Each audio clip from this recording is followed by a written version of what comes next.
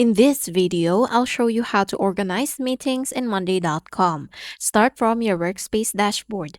To begin, click the plus add button on the left sidebar and hover over board, then select new board. You can start from scratch or choose a meeting management template if one appears in your workspace, or you can use the AI assistant to create your board. Click into the text area and describe the type of board that you want to create. Then click Create Board at the bottom. Wait for a few seconds for the board to load. Once the board opens, create groups to organize different meeting categories. For example, you could create groups for team meetings, client meetings, weekly reviews, and upcoming calls. Now start setting up your columns.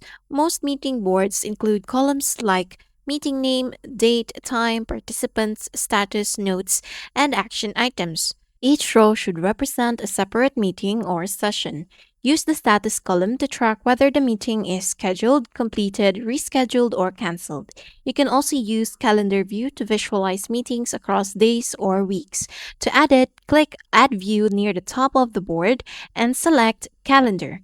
This makes it much easier to manage schedules visually. Organizing meetings inside Monday.com helps centralize schedules, notes, and follow up tasks in one place. And that's how to organize meetings in Monday.com.